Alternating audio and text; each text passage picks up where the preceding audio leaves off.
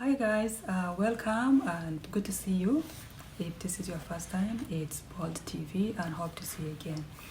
Alright, so in this episode, we're just gonna go chit chat about this book. I'm gonna do a little bit of talk with reference to this book, and the title of the book is What Does Trust Mean to You? And that is because trust means different things to different people.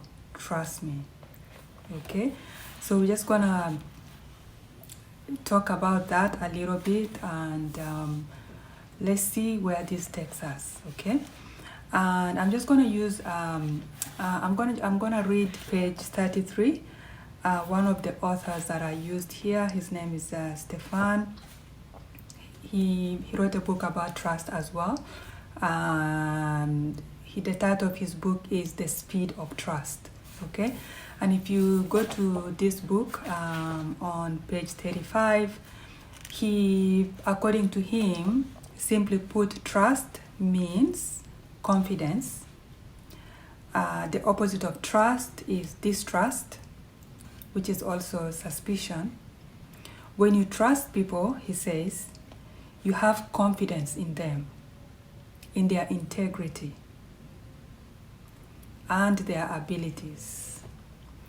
When you distrust people, when you don't trust people, in other words, you are suspicious of them, you are suspicious of their integrity, their agenda, their capability, or their track record. That's what he says, trust. And for me, I absolutely agree, and that's why I used him in my book. I also see that I can say that we actually don't take trust really seriously, but trust is actually, trust plays a major role in our everyday lives without us realizing that trust is everything. For example, there won't be any marriage if there's no trust. Even in any relationship, it is based on trust. Even in school, your teachers trust that you're going to do your homework. Even though they might not tell you that I trust that you're going to do your homework. There is that expectation that is based on trust that you're going to do your homework. The expectation of your parents is that you do well at school. And they trust that you're going to do the right thing. You're not going to get into trouble or do things that will bring shame to them. Even at work, we might not realize it.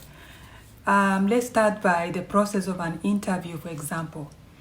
Even though you already got that job and they gave you that contract, the contract might not say that we gave you the job because we trust you. But it is based on your track record that they hired you. What did they do? Part of the track record is the fact that they looked at your resume. Your resume has the history or the track record of the jobs that you did. And all those jobs, that the experiences that you have, that is the track record that you put together in that resume. And part of verifying that track record is the employer or the human resources talking to your references. Okay? And even before talking to their references, after they saw your resume, they call to talk to you because they want to understand more about you and what you're going to bring to the table. And once they make the decision of hiring you, even though the contract doesn't say, we are giving you the job because we trust you. But it's indirectly based on your track record. They trust that they are giving you that job, you're going to get the job done. Right? And most of the people that I know, maybe most of the people that I've worked with, or different companies that I've worked with, I like telling them that, trust me, if you give me this job, I'm going to get the job done. Right? Because I want to give that clarity that you can trust me. And the other thing of a new job that I don't like, and most of you might agree with me, is my fear that they don't trust me yet. And I am afraid they might think that I might not do the job up to their expectation. Right? And you find that in any new job, I try to bring my all, and I also want to talk to them to say, guys, if you trust me, I'm going to get the job done, right? So our everyday life is actually based around trust, but we don't really realize it. Even at workplaces, guys, let me give an example. Potluck. Once in a while, there will be a potluck. This person will bring this food, this person will bring this food. We bring different food from different homes, and everyone will jump in and eat comfortably, and it's indirectly based on trust. You trust that the food everyone is bringing is coming from a good place.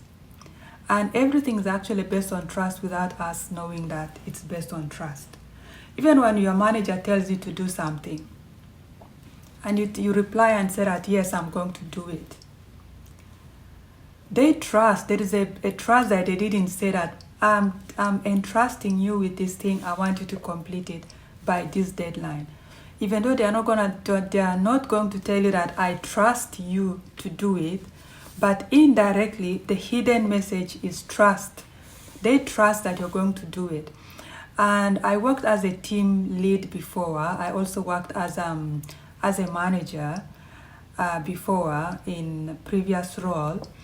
And everything that I do it's like deep down, even though I know it is the best employee, I'm giving them a task to do. I'm also basing it on trust that this employee is very loyal, they always get things done, and based on trust, I know what I told them to do, they're gonna get it done, and they get it done, right? So trust is actually the basis of everyday life. We basically, our life goes around trust. If you look at the last video that I brought here about a nanny, actually the nanny that was on the phone, well, according to the nanny, she was on the phone, and a toddler, 3-year-old, wandered around the house and ended up in the pool. And as according to autopsy, I'm not sure if that is confirmed yet, the baby was in the water for over 2 hours, and of course he drowned. He could not make it. The nanny was on the phone, but it's also based on trust that the mom left the child with the nanny and trusting the nanny to take care of the child. Now, do we say that the mom didn't trust the nanny? No, that relationship was based on trust, first and foremost. But she ended up being on the phone. That can be looked at as negligence, of course. And these days, there's a lot of things. Once you pick up your phone, there is Twitter, there is Instagram, and you keep going from one thing to another. Before you know it, it's 2 hours. And that's how the little boy drowned. But the mom and the dad entrusted the nanny. They put their trust on the nanny, the life of their child on the nanny, that while they are out of town, the nanny will take care of the child. So everyday thing that we do is trust. It's like you might have a 2-year-old, you send your 2-year-old to a daycare. You've entrusted your baby with a daycare. So everything is based on trust. But I don't think we realized how much big of a role trust is actually playing in our everyday life. I feel like I'm not a prophet, but I'm not a prophetess, but I feel like probably in the near future, we might see different contracts that is going to include the word trust, even though it is not right now, right? So what does trust mean to you? Trust actually means different things to different people. According to Stefan here, trust is integrity. If you can't be trusted, then we can trust your integrity. If you want a leader, when you're voting for someone, you've entrusted them that they will take care of things, right? Anyways, this is it for now, and I'll see you guys in the next one. Take care. Oh, and the book is on Amazon as well. Okay? Bye. Ah,